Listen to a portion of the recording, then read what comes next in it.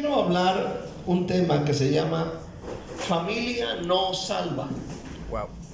Familia no salva. Todos tenemos familia que no es salva.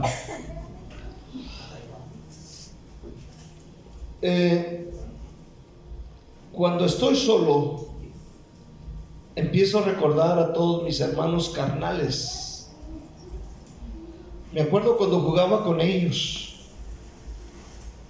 Me acuerdo cuando peleábamos con Erasmo, con Alejandro, con el Benja, con el Rubén, con el Chuy.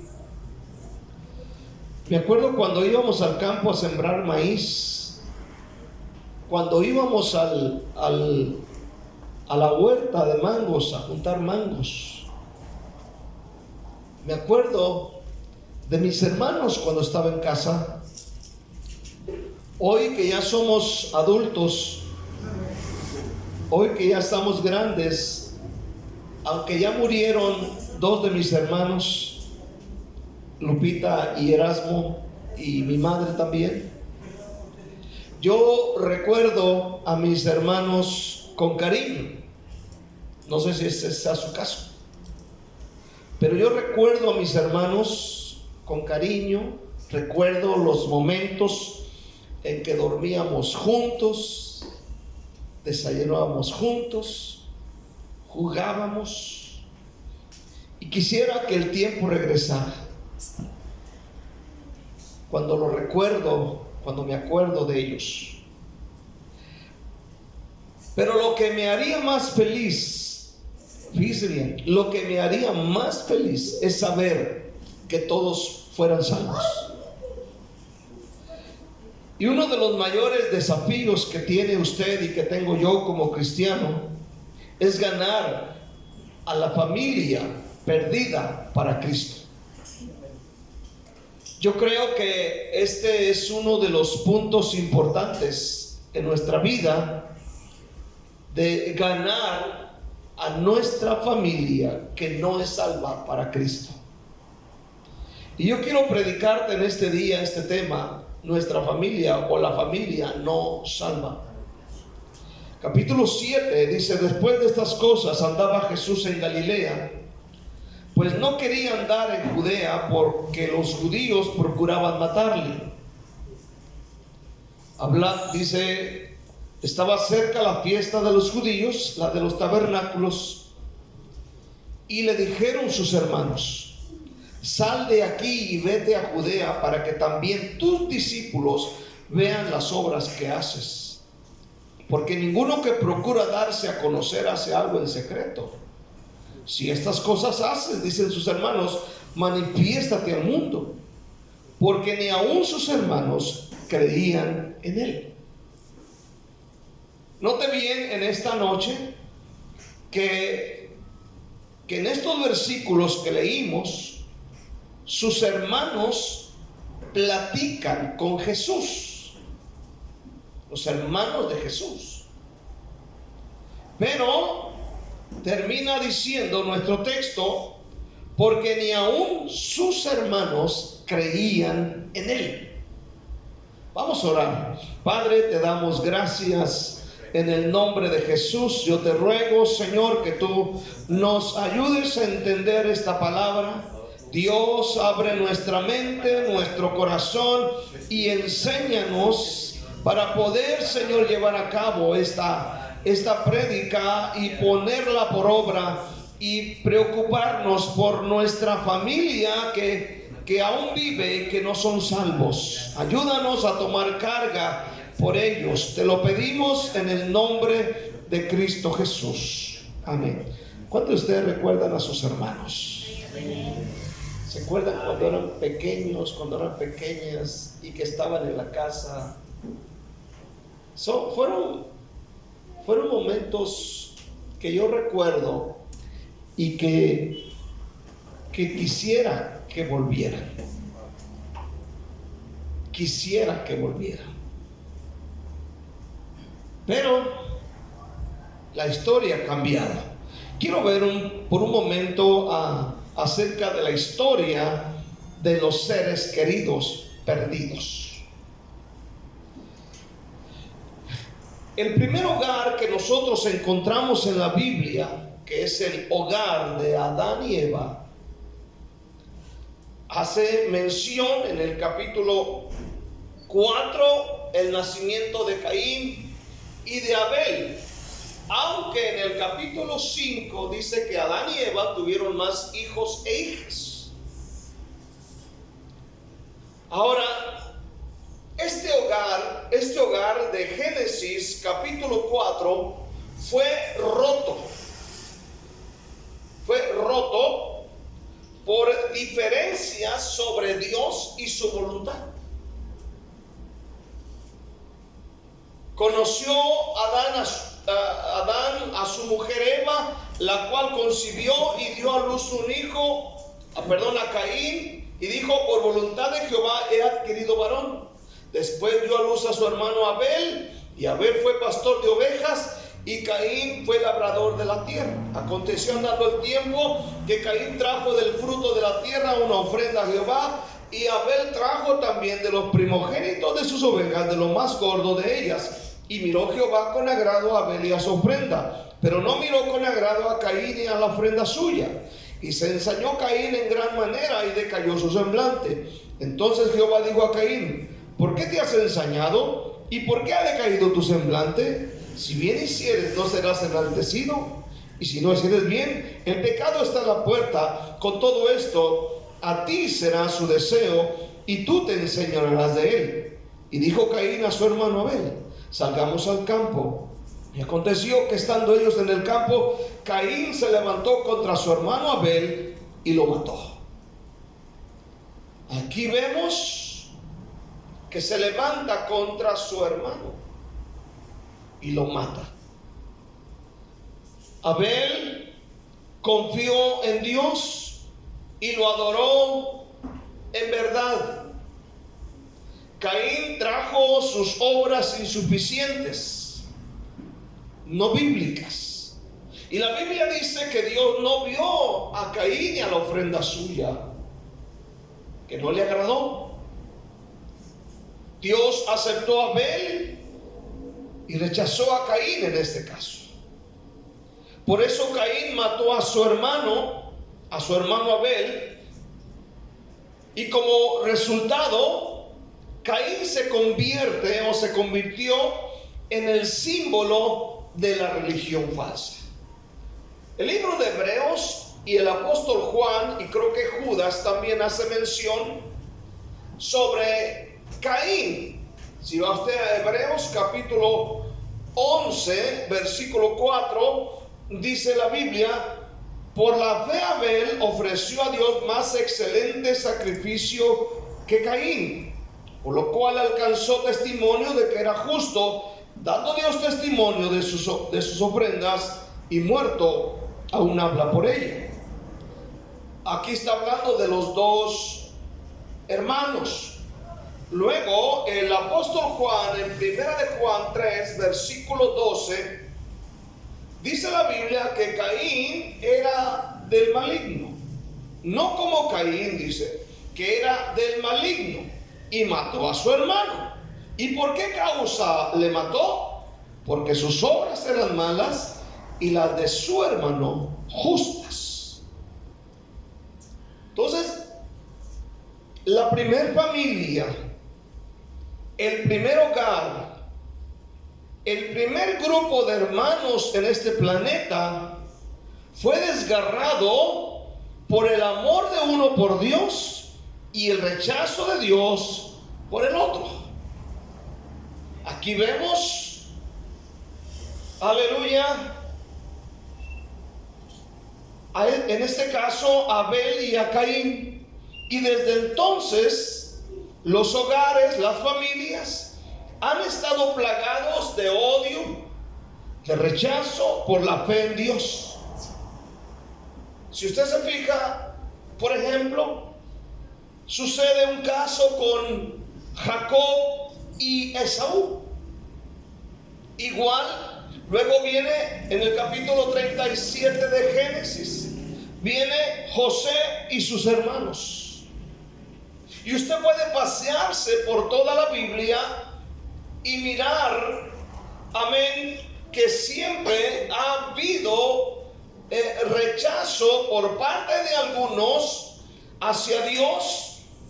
Aleluya. Otros han vivido para él, en el caso de Jacob, en el caso de José, aleluya, pleitos y diferencias en las familias.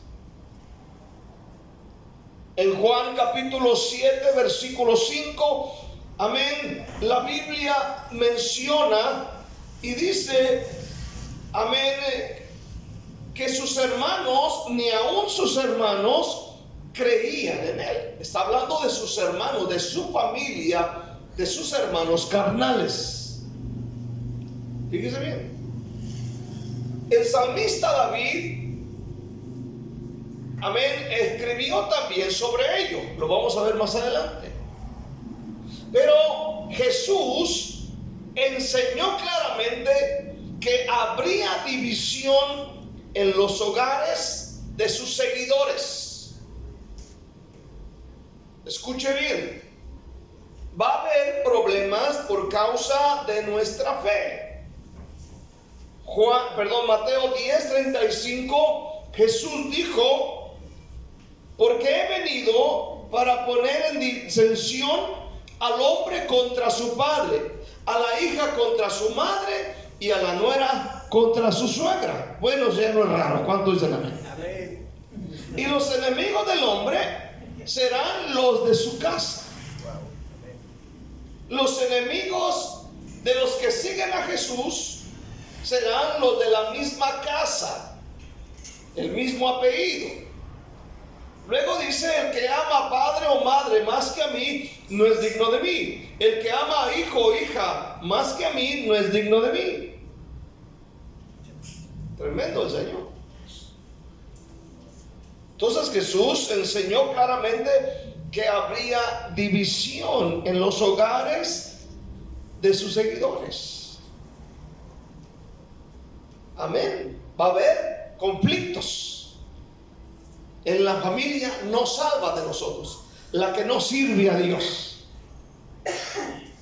Ellos van a ser los primeros que se van a oponer para que tú estés en la iglesia, para que sirvas a Dios, para que haga la voluntad de Dios. Te van a decir: ¿qué tanto vas a la iglesia? ¿Para qué vas ahora? Quédate con nosotros. ¿Para qué das dinero? Deberías de usarlo para otra cosa. Ya te hubieras comprado una casa, ya tuvieras un carro, ya fueras dueño de un avión. Y empiezan a decir tantas cosas. Y usted debería decir: usted no va a la iglesia y no tiene avión. Aleluya. Pero siempre va a haber oposición. Quiero ver segundamente, hay un dolor al ver nuestros seres queridos perdidos. Yo quiero que reflexiones y medites en esto. ¿A cuánto les gustaría ver a su familia en el cielo? ¿Cuánto les gustaría que su hijo, su nieto, su tío, su primo, su mamá, su papá, su hermano mayor, el menor, amén, todos sean salvos, y que cuando venga Cristo todos se vayan y estén, aleluya, con el Señor? Quiero que todos. Hay un dolor, debe haber un dolor. Debe haber un dolor. En este punto no había duda de quién era realmente Jesús. Fíjese bien. No había duda para ellos. Aunque nosotros estamos leyendo Juan capítulo 7, y sus hermanos empiezan a decirle: sal de aquí, vete a Judea para que también tus discípulos vean las obras que haces. Ellos saben lo que hace Jesús. Ellos saben las obras que hace Jesús. Ellos saben los milagros. Ellos saben todo lo que Él hace. Aleluya. Y luego también le dicen: porque ninguno que procura darse a conocer hace algo en secreto. Si estas cosas haces, manifiéstate al mundo. Luego el versículo de abajo dice: porque ni aun sus hermanos creían en Él. Ni aun sus hermanos. Jesús ya había hecho cosas grandes. No había duda de que Él era el Mesías. Ya había realizado numerosos milagros. Por ejemplo, convierte el agua en vino en las bodas de Caná de Galilea. Amén. Luego sucede la curación del hijo de un oficial, la sanidad del paralítico de Betesda, la alimentación de los 5,000 y muchas otras cosas que Jesús había realizado y que seguramente los hermanos de Jesús lo sabían, porque dicen ellos, amén, para que vete a Judea para que también tus discípulos vean las obras que hacen. Ellos saben lo que ha sucedido en el capítulo 6, en el capítulo 5, en el capítulo 4. Ellos saben de la conversión del agua en vino en aquellas bodas. Ellos saben todas estas cosas. Pero curiosamente dice, ni sus hermanos creían en él.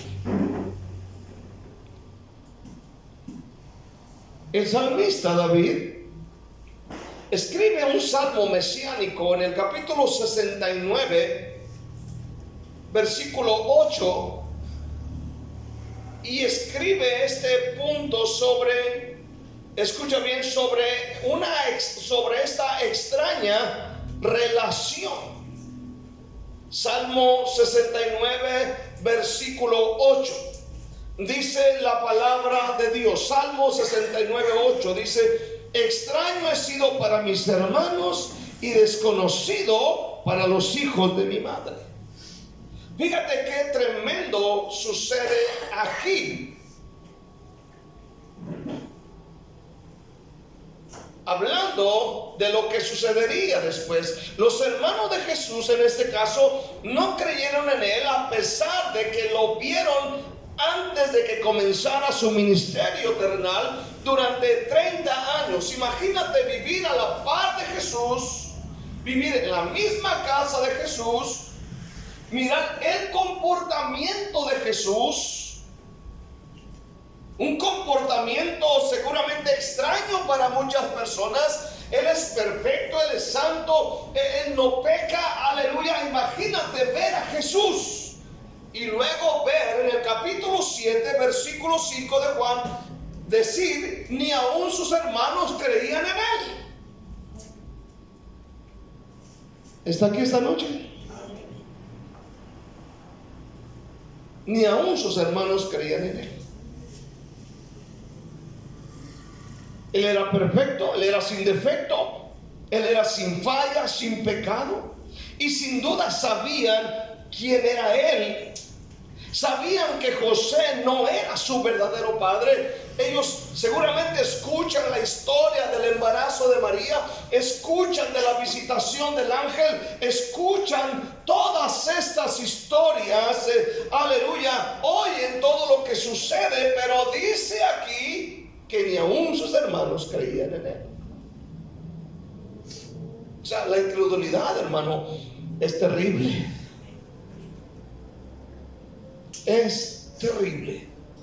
Uno de los graves pecados, o quizás el pecado más grave, es no creer en él. Aleluya.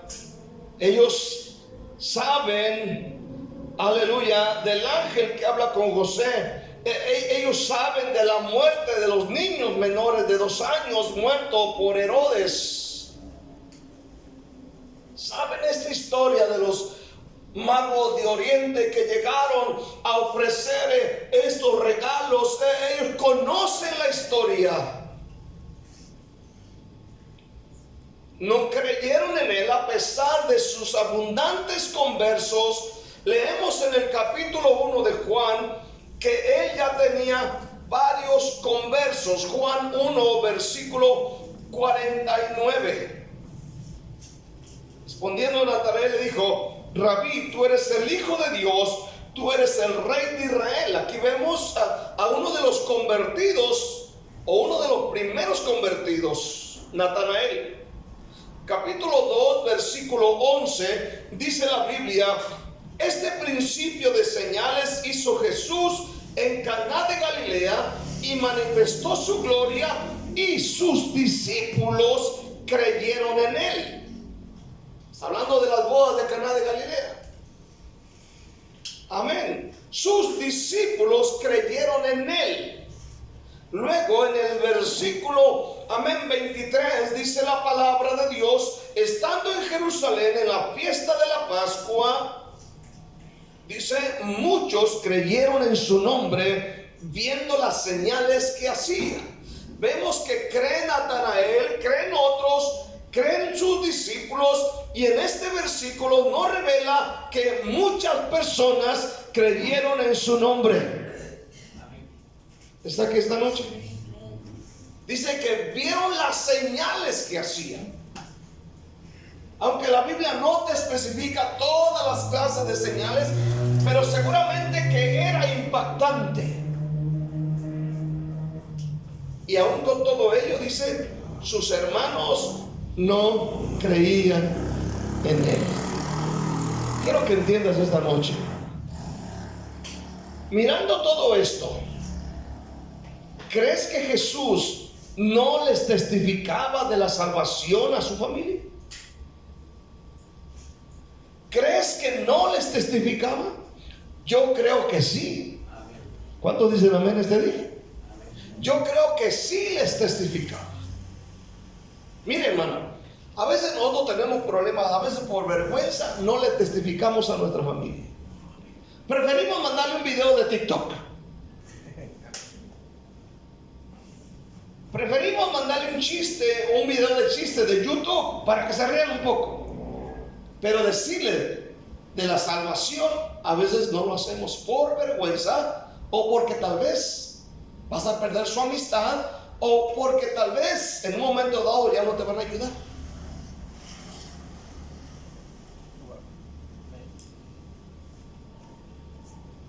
¿Les testifica de la salvación de Cristo a su familia? ¿Les testifica?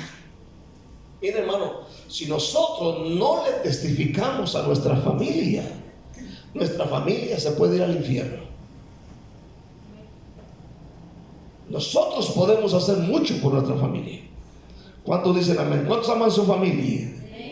Yo creo que podemos hacer mucho por nuestra familia. Creo que todos tenemos primos, tíos, parientes, amén, cercanos, amén, conocemos dónde viven, quiénes son. Aleluya, tenemos hermanos en la carne, amén, tenemos, aleluya, primos, hermanos, aleluya, que no son salvos. Y tenemos que hacer algo por ellos. Los tenemos en el teléfono, los tenemos ahí agregados. Debemos hacer algo por ellos. Mire, hermano, no tenga temor a perder la amistad. Yo creo que si usted les habla de la salvación en Cristo, un día le van a agradecer. En Lucas 16 muere el rico y fue sepultado. Cuando él abre sus ojos, dice que él está en tormentos y pide al menos una gota de agua y le dice: Padre Abraham, envía a Lázaro para que moje la punta de su dedo en agua y refresque mi lengua, porque estoy atormentado en esta llama. Pero sabe, ahí no termina la historia. La historia es que él está consciente de lo que está sucediendo. Él no ignora el sufrimiento. Amén. No dice que es un objeto como un palo que no siente nada. Amén. Él mira, él observa, él siente, él habla, él oye. Pero él dice: estoy en tormentos. Escúcheme bien en esta noche. En el versículo 27 sucede algo. Y le dice: entonces le dijo: te ruego pues, Padre, que le envíes a la casa de mi padre. ¿Para qué? Dice: porque tengo 5 hermanos, para que les testifique, a fin de que no vengan ellos también a este lugar de tormento. Escuche bien. Él está preocupado por su familia. ¿Cuántos me están oyendo este día? Amén. Él está preocupado por su familia. Él dice: mira, Señor, tengo Tengo 5 hermanos. Tengo 5 hermanos. Envía a Lázaro a casa de mi padre para que les testifique, a fin de que ellos no vengan también a este lugar de tormento. Escuche bien, desde el infierno Él está pidiendo que vaya un predicador a hablarle a sus hermanos para que sus hermanos no vayan a ese mismo lugar de tormento. Ahora aplica eso a tu vida. Estoy seguro que en este día, hermano, desde el infierno, amén, están pidiendo, amén, están clamando las personas, aleluya, que envíen a alguien para que les testifique a nuestra familia. Porque ellos no quieren que nuestra familia también se vaya para este lugar. Usted dirá: mi familia es muy difícil, mi familia es inmoral, mis hermanos son borrachos, mis hermanos son ateos. Hermano, la Biblia dice, amén, que el evangelio es poder de Dios para salvación. El problema es que nosotros no estamos haciendo absolutamente nada, no estamos orando, no estamos predicándoles, no estamos haciendo lo que Dios dice. Yo no quisiera que mis hermanos se fueran al infierno. Yo no quiero que Alejandro, Rubén, Benjamín, el Chuy, mis hermanas se vayan al infierno. Yo no quiero. Yo no quiero que se vayan allá. Porque no es la voluntad de Dios que se pierdan. Yo quiero estar con mis hermanos en el cielo. ¿Cuántos dicen amén este día? Este hombre pide que alguien les hable de Dios, que alguien les hable de Dios a sus 5 hermanos. A veces somos muy tibios en esto. A veces decimos: no quiere nada, no quiere nada. Son duros. El problema no son ellos, somos nosotros que no hacemos nada.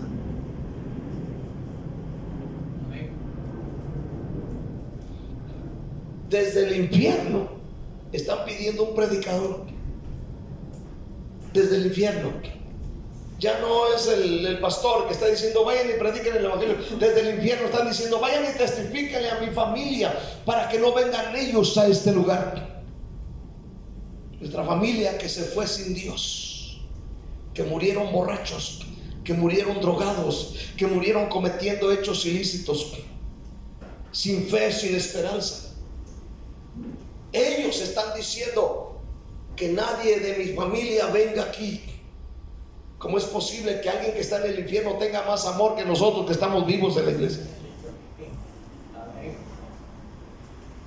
¿Cómo es posible? Vamos a ver terceramente, esperanza para nuestros seres queridos que no son salvos. Usted y yo somos la esperanza para la salvación de nuestros seres queridos. Escuche bien, usted y yo somos la esperanza para la salvación de nuestros seres queridos. Usted y yo somos la clave. Usted y yo somos la clave. Yo menciono a mis hermanos todas las mañanas. Todas las mañanas. Yo amo mucho a mi hermano Alejandro. Yo amo mucho a mi hermana Mercedes. Amo mucho a mi hermano Rubén. Yo amo mucho a ellos.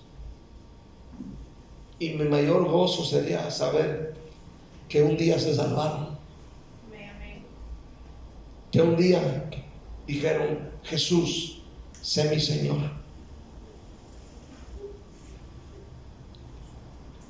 Yo creo que todos nosotros tuvimos seres queridos que murieron sin salvación. Mi papá murió sin salvación. Mi abuela murió sin salvación. Mi abuelo murió sin salvación. Yo no conocí a Jesús. Amigos míos murieron sin salvación porque yo no conocí a Jesús. Y yo creo que todos tuvimos familia que murió sin Cristo. Y no queremos que los seres queridos que hay hoy todavía en vida no se pierdan. No queremos que se pierdan. Entonces, ¿qué debemos hacer? Número uno, lo primero que tenemos que hacer es tener carga por ellos. Digan un fuerte amén en este día. Digan un fuerte amén. Tener carga y decir: mis hermanos para mí son importantes, y voy a hacer lo posible para que ellos conozcan. Si viven lejos, Señor, envía un pastor, un hermano, amén, en la fe, que vaya y les hable de tu palabra. Tener carga todos los días. Número dos, darles un buen testimonio cristiano. ¿Cuántos dicen amén este día? Darles un buen testimonio. Que te vean a ti como el hermano en la fe. Este es un verdadero hermano. Si les pediste dinero prestado, págaselos. Amén. No digas que luego. Amén.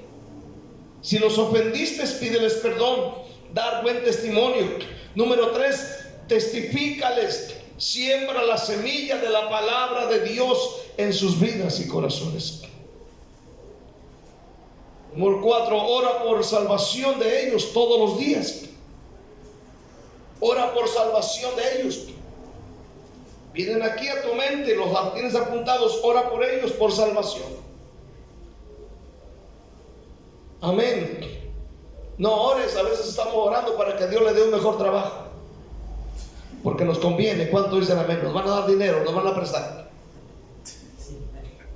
Ora por salvación. Si oras por salvación, se le quita lo borracho, se le va a quitar lo mujeriego, se le va a quitar lo marihuano, va a dejar de fumar tabaco, va a dejar de andar haciendo travesuras, y se va a convertir en una bendición. Pero es triste ver que a veces oramos por todo menos por la salvación de nuestros seres queridos. Oramos que se arregle el matrimonio de ellos, y está correcto que se arregle, pero yo creo que lo más importante es la salvación de sus almas. ¿Cuántos dicen amén? Primera Timoteo 2 del 1 al más bien del 1 al 4, pero vamos a leer solamente 2 versículos. Primera Timoteo 2:1. Exhorto ante todo que se hagan rogativas, oraciones y peticiones y acciones de gracias por todos los hombres. Dice por todos. Versículo 4. El cual quiere que todos los hombres sean salvos y vengan al conocimiento de la verdad. La voluntad de Dios es la salvación de todos los hombres, incluida nuestra familia. Incluida nuestra familia. Tengo una pregunta y quiero que me la respondas.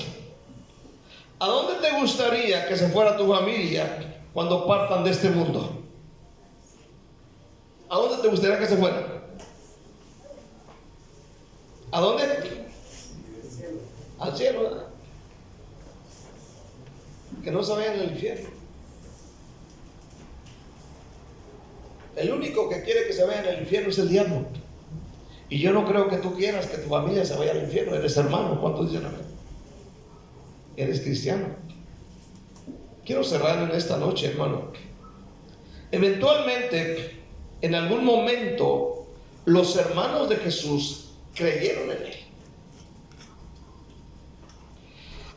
Algunos creen que fueron salvos después de la resurrección de Jesús.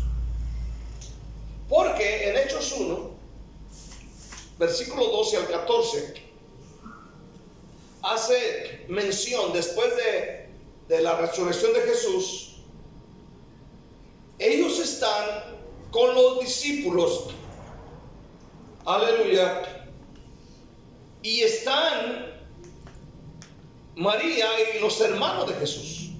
Dice Hechos 1:12, entonces volvieron a Jerusalén desde el monte que se llama del Olivar, el cual está cerca de Jerusalén, camino de un día de reposo. Y entrados, subieron al aposento alto donde moraban Pedro, Jacobo, Juan, Andrés, Felipe, Tomás, Bartolomé, Mateo, Jacobo, hijo de Alfeo, Simón el celote y Judas, hermano de Jacobo.